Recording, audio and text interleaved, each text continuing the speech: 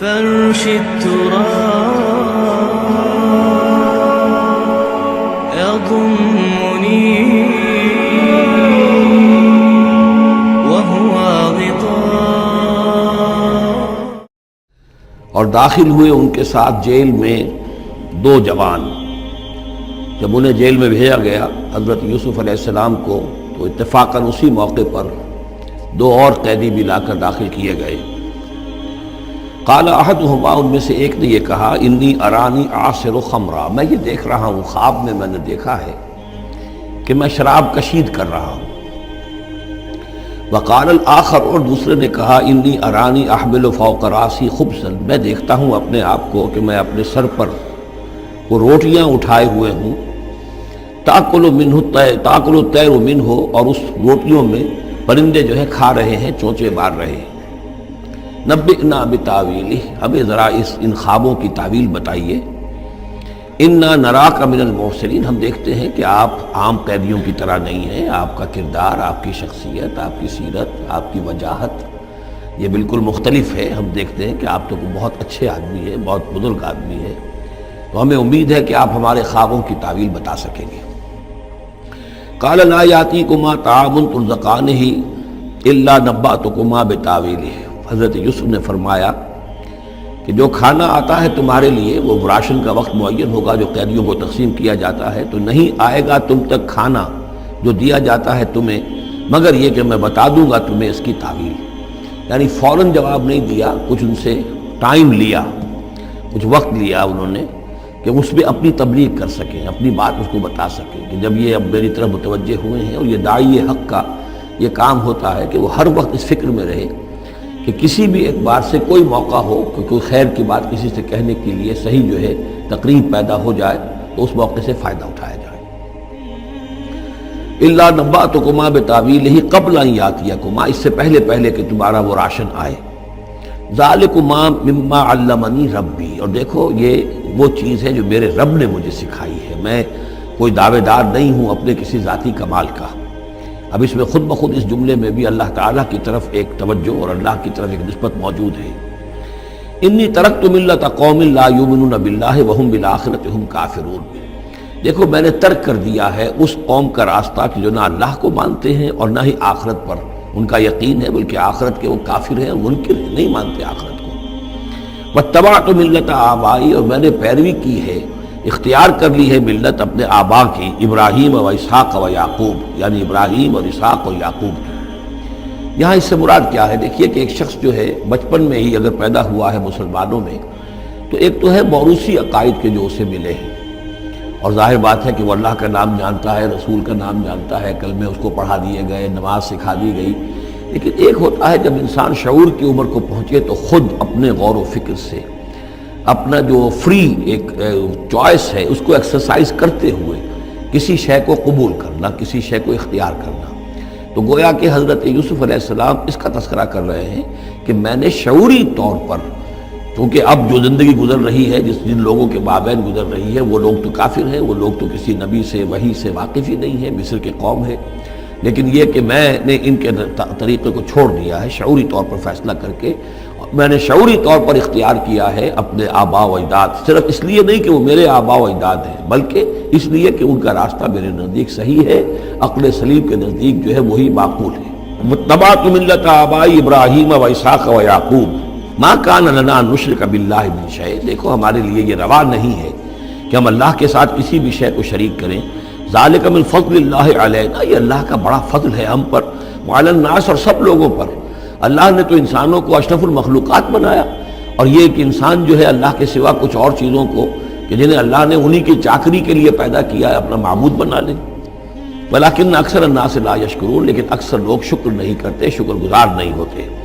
یا صاحب السجن، اے میرے جیل کے دونوں ساتھیوں، ارباب متفرقون خیر ام اللہ الواحد القہار، خود غور کرو، کیا یہ بہت سے جو ارباب ہم نے بنا رکھے ہیں یا تم نے بنا رکھے ہیں، بہت سے دیوی دیوتا متفرق جدا جدا ہیں، یہ بہتر ہے یا ایک الواحد اب اللہ الواحد القہار،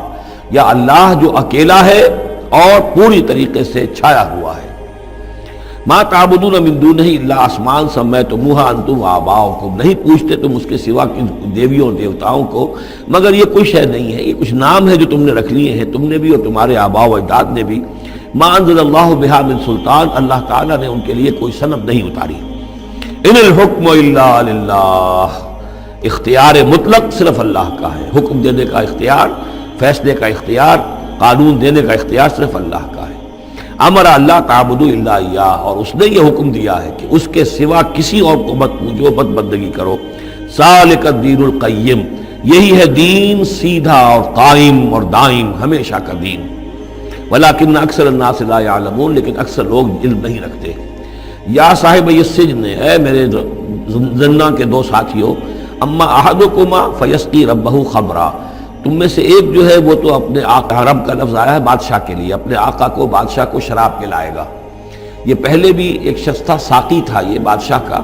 لیکن یہ کوئی اس کے اوپر الزام لگا، اس الزام میں اس کو جیل بھیج دیا گیا، لیکن اس کے بعد یہ بری ہو گیا، ری انسٹیٹ ہو گیا اپنی پوزیشن پر، اور اس کی خبر دے دی حضرت یوسف علیہ السلام نے اس کے خواب کے حوالے سے کہ آصر و خمرہ، میں دیکھ رہا ہوں کہ میں شراب کشید کر رہا ہوں۔ تو آپ نے اس کی تعویل یہ کی کہ تمہارے خواب کا مطلب یہ ہے کہ تم رہائی پا جاؤ گے اور پھر تم اپنے بادشاہ کے پاس جا کر، آقا کے پاس وہی خدمت جو ہے ساقی گری کی تم کرو گے۔ محمد آخر، اور جو دوسرا ہے فیسلب، اسے سولی دے دی جائے گی۔ فتاکل تطیر من راسہ، تو ظاہر بات ہے سولی جن کو چڑھا دیا جاتا تھا تو پرندے جو ہیں پھر ان کی جو وہ کھوپڑیاں ہیں اس میں آ کے چونچے مار کے اور پھر جو دماغ کا گودا ہے اس کو وہ کھاتے تھے۔ تو فرمایا کہ وہ پھر تاکل الطیر من راسہ، جب وہ سولی پر چڑھا ہوا ہوگا تو پرندے آئیں گے اور اس کی کھوپڑی میں چونچے مار کے اس کے سر میں سے کھائیں گے، بھیجا کھائیں گے۔ قضی الامر الذی فیہ تستفتیان، فیصلہ کر دیا گیا اس معاملے کا جس کے بارے میں تم دونوں نے فتویٰ مانگا تھا، رائے پوچھی تھی۔ وقال للذی ظن انہ ناج، اور حضرت یوسف نے کہا اس شخص سے جس کے بارے میں ان کا گمان تھا کہ یہ نجات پا جائے گا، رہائی پائے گا، چلا جائے گا، منہما، ان دونوں میں سے، اذکر افنی عند ربک، کبھی میرا ذکر کرنا اپنے رب کے پاس، اپنے آقا، اپنے مالک، اپنے بادشاہ کے پاس میرا بھی ذکر کرنا کہ ایک شخص ہے، بے گناہ ہے اور اس طریقے سے جیل میں اس کو ڈال دیا گیا ہے۔ فانساہ الشیطان ذکر ربہ، تو شیطان نے بھلائے رکھا اس شخص کو اپنے بادشاہ کے پاس حضرت یوسف کے ذکر کرنے کو۔ فلبث فی السجن بضع سنین، تو حضرت یوسف رہے اس جیل کے اندر کوئی کئی برس تک۔ بضع کا لفظ عربی زبان میں 9 تک پر آتا ہے، 10 سے کم تر، 2 3 4 5 6 7 8 9 تک۔ وقال الملک کو، اب اس کے بعد ایک نیا چیپٹر آ رہا ہے اس داستان کا۔ بادشاہ نے کہا، قال الملک کو، اپنے دربار میں۔ اب یہاں یہ نوٹ کر لیجئے کہ اس وقت کا جو مصر کا یہ بادشاہ ہے یہ فرائنہ میں سے نہیں ہے۔ اس وقت مصر میں حکومت تھی جن کو تاریخ میں کہتے ہیں ہکسوس کنگز، چرواہے بادشاہ۔ ہوا یہ تھا کہ یہی جو عرب کا ڈیزرٹ تھا جس نقشے میں آپ نے دیکھا ہے، ہمیشہ تاریخ میں ایسا ہوتا رہا ہے کہ ڈیزرٹ میں کچھ قوت جو ہے، ہیومن پوٹینشل ڈیولپڈ ہوتا ہے، پھر وہ آ کر جو متمدن علاقے ہوتے ہیں ان پر حملہ کرتا ہے، اور پھر یا تو لوٹ مار کر کے واپس آ جاتے ہیں یا وہاں پر اپنی حکومتیں بھی قائم کر لیتے ہیں۔ تو اسی جزیرہ نماء عرب سے کوئی قوم نکلی، کوئی قبیلہ نکلا، زوردار تھا، اس نے حملہ کیا مصر پر، اور مصر کے جو مقامی لوگ تھے وہاں کی قبطی قوم کی، اسے اپنا غلام بنا لیا اور خود اپنی حکومت قائم کر لی۔ تو چرواہے بادشاہ کہلاتے ہیں کہ یہ صحرا سے آئے تھے، چرواہے تھے، اور یہ آ کر یہاں بادشاہ بن گئے۔ گویا کہ یہ لوکل نہیں تھے، بادشاہ تھے، فرائنہ میں سے نہیں تھے، فرائنہ کے خاندان میں سے نہیں تھے، بلکہ خود عرب تھے۔ وہ بادشاہ جو ہے معلوم ہوتا ہے کہ تھا بھی نیک سرشت، بہت ہی بھلا انسان تھا، اگرچہ یہ کہ بہرحال جہاں تک تعلق ہے توحید کا یا رسالت کا یا نبوت کا یا آخرت کا یا شریعت کا یا کتاب کا، اس سے نابلد، لیکن ہوتے ہیں مختلف لوگ، مختلف مزاج، تو بھلا آدمی تھا۔ قال الملک کو، اس بادشاہ نے کہا، انی ارا 7 بقرات، میں اپنے خواب میں نے دیکھا ہے کہ 7 گائیں ہیں، سمان، خوب موٹی تازہ، یاکلہن 7 عجاف، انہیں ہڑپ کر رہی ہیں 7 گائیں جو دبلی ہیں، 7 گائیں دبلی ہیں اور وہ ہڑپ کر رہی ہیں 7 موٹی تازہ گائیں کو۔ یاکلہن 7 عجاف و7 سنبلات خضر، اور میں دیکھتا ہوں کہ 7 بالیاں، بالیں ہیں ہری، سٹے ہیں ہرے اناج کے، وَأُخَرُ یابسات، اور 7 ہیں کہ جو سوکھے ہیں۔ یا ایھا الملأ افتونی فی رؤیایا، اے میرے درباریوں، اے میرے سرداروں، ذرا مجھے میرے خواب کی تعبیر بتاؤ، ان کنتم للرؤیا تعبرون، اگر تم واقعتاً خوابوں کی تعبیر کا فن جانتے ہو، اس سے واقف ہو۔ قالوا اضغاث احلام، انہوں نے کہا نہیں یہ تو پریشان خیالی ہے، یہ خواب جو ہے کوئی خاص معنوی خواب نہیں ہے، ایسے ہی ہے جیسے کہ پریشان خیالات ہوتے ہیں۔ جیسا کہ اب آپ کو معلوم ہے فرائڈ کا نظریہ ہے کہ یہ صرف جو انسان کے جو سیکشول ڈیزائرز ہیں یا اور کوئی ایمبیشنز ہیں نفسیاتی یا نفسانی، وہ دبی ہوئی ہوتی ہیں، تو پھر یہ کہ انسان خواب کے اندر ان کی تسکین جو ہے وہ کر لیتا ہے کسی طریقے سے، تو وہ اس کے اپنے خیالات ہوتے ہیں پریشان خیالات۔ اگرچہ اسلام میں خواب تین قسم کے ہیں، ایک خواب ہے جو اللہ کی طرف سے ہوتا ہے جس کو ہم کہتے ہیں سچا خواب، رؤیا صادقہ، وہ نبوت کے اجزاء میں سے ہے، اور ایک خواب شیطانی ہوتا ہے جو شیطان کی طرف سے ہوتا ہے، شیطان جو جنات ہیں وہ اس میں الہام کرتے ہیں، اور تیسرا اسی نوعیت کا ہوتا ہے جس کو یہاں کہا گیا ہے۔ تو فرائڈ ظاہر بات ہے کہ ان چیزوں سے واقف ہے، وہ جہاں تک کہ وہ رؤیا صادقہ ہے اس سے واقف نہیں ہے۔ قالوا اضغاث احلام وما نحن بتعبیر الاحلام بعالمین، ہم ایسے خوابوں کی تعبیر ہمیں نہیں آتی ہے، وہ باقاعدہ کوئی خواب ہو تو اس کی تعبیر ہم بتائیں۔ وقال الذی نجا منہما، اب اس شخص نے وہ جو وہاں پر پھر ساقی گری کر رہا تھا اسے اچانک حضرت یوسف یاد آ گئے۔ وقال الذی نجا منہما، اور کہا اس شخص نے جو ان دونوں قیدیوں میں سے نجات پا گیا تھا، بری ہو گیا تھا، رہا ہو گیا تھا، وذکر بعد امۃ، اور اس طویل عرصے کے بعد اسے اچانک یاد آ گیا، انا انبئکم بتاویلہ فارسلون، میں بتا دوں گا اس خواب کی تعویل آپ لوگوں کو، ذرا مجھے جانے دو، مجھے اجازت دیجئے کہ میں جاؤں اور جیل میں جا کر وہاں ایک شخص ہے اس سے مل کر اس خواب کی تعبیر معلوم کر لوں۔ یوسف ایھا الصدیق، اب وہ پہنچ گیا حضرت یوسف کی خدمت میں، یوسف اے صدیق، اے سچے، افتنا فی سبع بقرات سمان یاکلہن سبع عجاف، ذرا ہمیں بتائیے، تعویل بتائیے، حکم بتائیے اس کا کہ 7 گائیں ہیں بڑی دبلی اور وہ کھا گئیں، ہڑپ کر رہی ہیں 7 ان کو کہ جو موٹی ہیں، وسبع سنبلات، اور 7 بالی ہیں جو ہری ہیں، خضر واخر یابسات، اور 7 جو ہیں وہ بہت خشک ہیں، سوکھی ہیں، لعلی ارجع الی الناس، تاکہ میں لوگوں تک واپس جاؤں، لعلہم یعلمون، تاکہ انہیں معلوم ہو جائے کہ یہ خواب جو بادشاہ کا ہے اس کی تعبیر کیا ہے۔ قال تزرعون 7 سنین دأبا، حضرت یوسف نے اس خواب کی تعبیر بتائی کہ تم 7 سال تک خوب زراعت کرو گے، ڈٹ کر، دب کر۔ یہ دأبا جو ہے جم کر، جو پنجابی میں کہتے ہیں یہ دب کے واہ تے رج کے کھا، تو یہ معلوم ہوتا ہے شاید کوئی نہ کوئی رب کا تعلق اس کا داب کے ساتھ ہے۔ تزرعون 7 سنین دأبا، تم 7 سال تو خوب جو ہے وہ یعنی ڈٹ کر اور محنت سے اور خوب جم کر کھیتی کرو گے۔ فما حصدتم، اب نہ صرف یہ کہ تعبیر بتا رہے ہیں، تدبیر بھی بتا رہے ہیں، تو دیکھو جو بھی تم کاٹو، جو فصل ملے، فضروہ فی سنبلہ، تو اسے اس کی بالیوں ہی میں، سٹوں ہی میں رہنے دینا، سارا اناج نکال نہ لینا، الا قلیلا مما تاکلون، سوائے تھوڑا تھوڑا کر کے کہ جو تمہاری ضرورت ہو کھانے کی۔ اس لیے کہ آج یہ معلوم ہے کہ بہترین پریزرویٹو جو ہے یہ سٹوں میں اگر نہ چھوڑ دیا جائے، ان کو اگر نہ نکالا جائے تو پھر ان کے لیے کسی اور ایڈیشنل پریزرویٹو کی ضرورت نہیں ہے، یہ محفوظ رہتے ہیں، ان کو جو ہے وہ انسیکٹس وغیرہ ختم نہیں کر سکتے۔ تو وہ تدبیر بھی بتا دی کہ اس کو ابھی سارے کے سارے کے اناج کو گاہ نہ لینا، بلکہ یہ کہ انہی بالیوں کے اندر، انہی سٹوں کے اندر ان کو رہنے دینا، الا قلیلا مما تاکلون، جو بھی تم کھاتے جاؤ اس میں سے جو ضرورت کے مطابق۔ ثم یاتی من بعد ذلک صبر شداد، پھر اس کے بعد 7 سال آئیں گے بہت سختی کے، یعنی بارش نہیں ہوگی، شدید قحط پڑے گا، یا کلنا، وہ 7 سال کھا جائیں گے، ما قدمتم لہن، جو کچھ بھی تم نے بچا کے رکھا ہوگا ان کے لیے۔ یعنی تعبیر بھی، تدبیر بھی، سب کچھ بتا دی گئی۔ تعبیر تو یہ کہ 7 سال تک خوشحالی ہوگی، اچھی فصل ہوگی، اور 7 سال اس کے بعد قحط کے آنے والے ہیں۔ تدبیر کیا بتائی کہ پہلے 7 سالوں میں بس ضرورت کا اناج جو ہے وہ گاہ کر نکال کر استعمال کر لینا، باقی ذخیرہ کرنا اور رہنے دینا اسی طرح اس کی بالیوں کے اندر، اور پھر جب وہ قحط کے دن ہو گئے تو اس پر گزارا کرنا۔ ثم یاتی من بعد ذالک، پھر اس کے بعد ایک سال آئے گا، سبع شداد یاکلن، وہ سال آئیں گے 7، یاکلن ما قدمتم لہن الا قلیلا ما تحسنون، جو تم نے رکھا ہوا ہوگا وہ تم کھاؤ، وہ کھا جائیں گے، سوائے اس کے کہ جو تم بیج کے لیے روک رکھو گے۔ ثم یاتی من بعد ذالک عام فیہ یغاث الناس، پھر ایک 7 سال کے بعد پھر آئے گا لوگوں پر ایک ایسا سال کہ خوب ان پر می برسے گا، وفیہ یعصرون، اور جب می برسے گا تو خوب انگور کی فصل بھی ہوگی، اور انگور کی فصل ہوگی تو پھر شراب بھی کشید ہوگی۔ وقال الملک ائتونی بہ، اب یہ ساری بات سن کر بادشاہ نے کہا اس شخص کو تو میرے پاس لے کر آؤ، اتنا ذہین انسان ہے اور اتنا سمجھدار انسان ہے، اس کو تو یقیناً جیل میں نہیں ہونا چاہیے، میرے پاس ہونا چاہیے۔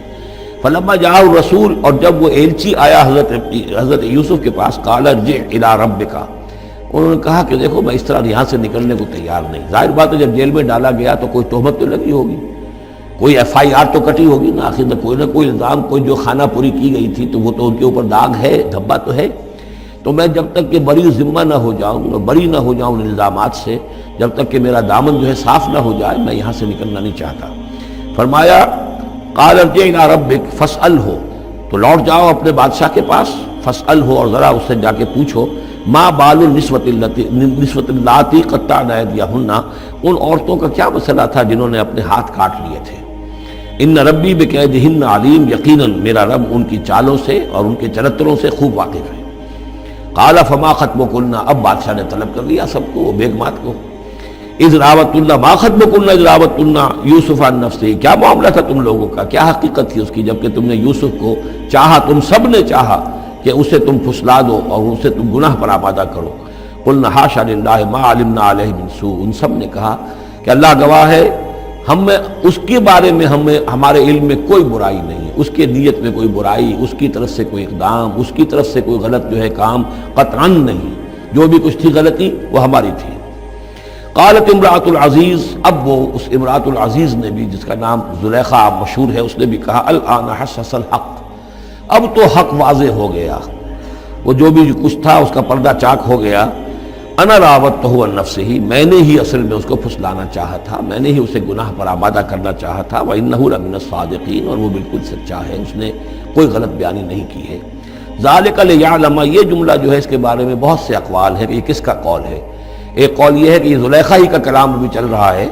یہ اس لیے کہ وہ اس کو معلوم ہو جائے، یعنی حضرت یوسف علیہ السلام کو، انی لم اخنہ بالغیب، کیونکہ حضرت یوسف اس وقت وہاں موجود نہیں تھے، ان کی غیر موجودگی میں اس نے اپنے گناہ کا اقرار کیا ہے کہ میں نے اس کے ساتھ خیانت نہیں کی ہے. اب بھی ہو سکتا تھا کہ وہ پھر کوئی بکواس کرتی اور غلط بات کہتی، لیکن نہیں، لم اخنہ بالغیب، تاکہ یوسف کے علم میں یہ بات آ جائے کہ میں نے یہاں اس کی غیر موجودگی میں کوئی خیانت نہیں کی ہے. وان اللہ لا یہدی کید الخائنین، اور یقیناً اللہ تعالیٰ جو ہے خیانت کرنے والوں کی چال کو کامیاب نہیں کرتا. وما ابرئ نفسی، اور یہ کہ میں اپنے آپ کو کوئی بہت یہ نہیں سمجھتی کہ میں مجھ سے گناہ سرزد نہیں ہو سکتا، میں اپنے نفس کو بری نہیں کہتی. ان النفس لامارۃ بالسوء، نفس جو ہے انسان کا وہ تو بدی کا حکم دیتا ہی ہے. الا ما رحم ربی، سوائے اس کے کہ جس پر اللہ کا رحم ہو گیا ہو. ان ربی غفور الرحیم، یقیناً میرا رب جو ہے بہت غفور الرحیم ہے. ایک تو یہ ترجمہ ہے اس رائے کے مطابق کہ یہ سارا کلام جو ہے اسی زلیخا کا ہے. اصل میں اسی اعتبار سے ہمارے ہاں وہ جو قصہ گو ہیں، یوسف زلیخا کے قصے ہیں، ان میں تو پھر مائی زلیخا کو بہت ولی اللہ بنا دیا گیا ہے، اور کوئی ایسی بات بھی نہیں ہو سکتا ہے کہ اس پورے دوران میں وہ عشق مجازی جو ہے اس کا وہ عشق حقیقی میں تبدیل ہو چکا ہو اور حقیقتاً ہدایت پر آ گئی ہو. اور جیسا اگر یہ کلام اسی کا ہے، جیسے کہ بہت سے لوگ جو ہے مانتے ہیں ہمارے مفسرین میں سے، اسی کا کلام ہے. اب وہ اللہ کا ذکر جس طرح کر رہی ہے، میں نے اب جو ہے اس پر صحیح بات کہہ دی ہے، اللہ خائنوں کی بات کو راہیاب نہیں کرتا، اور میں اپنے نفس کو بری نہیں کہتی. یقیناً نفس جو ہے وہ تو انسان کو بدی کا حکم دیتا ہی ہے. الا ما رحم ربی، ایک رائے یہ ہے کہ اس کا قول تو ختم ہو گیا، انا راوتہ عن نفسہ وانہ لمن الصادقین. اس کے بعد یہ قول حضرت یوسف کا ہے کہ میں نے یہ کیوں چاہا، میں نے یہ چاہا کہ میری صفائی ہو جائے اور یہ سارا معاملہ کھل جائے. میں یہ نہیں چاہتا تھا کسی اور کی بے عزتی ہو، کسی اور کی عزت کے پردے چاک ہوں، لیکن یہ ضرور میں چاہتا تھا کہ وہ عزیز مصر یہ جان لیتا کہ میں نے کوئی خیانت نہیں کی ہے اس کے معاملے کے اندر، اور اس کے گھر میں اور اس کی عزت پر یا کسی اور کی عزت پر میں نے کبھی کوئی بری نگاہ نہیں ڈالی ہے. اور اللہ تعالیٰ خائنوں کو راہیاب نہیں کرتا. باقی میں خود بھی، چاہے اللہ انسان نبی بھی ہو، لیکن یہ کہ نفس جو ہے، جیسا کہ حضور فرماتے ہیں کہ اوصیکم و نفسی بتقوی اللہ،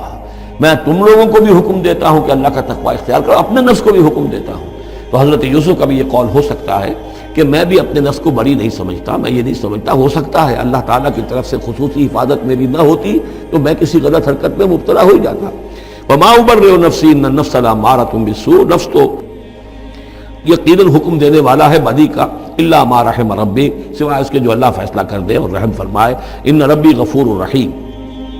وقال الملک اتونی بہ، اب بادشاہ نے فیصلہ کن انداز میں کہا ٹھیک ہے اس کو لے آؤ میرے پاس. استخلصہ لنفسی، اسے تو میں اپنا خاص مصاحب بنا لوں گا. بادشاہوں کے مصاحبین خصوصی ہوتے تھے جو بہت وقت ان کے ساتھ گزارتے تھے، ان کے ساتھ ہی قریب رہتے ہوں۔ فلما کلمہ، تو اب جب حضرت یوسف آ گئے دربار میں اور بادشاہ نے بات کی ان سے، قال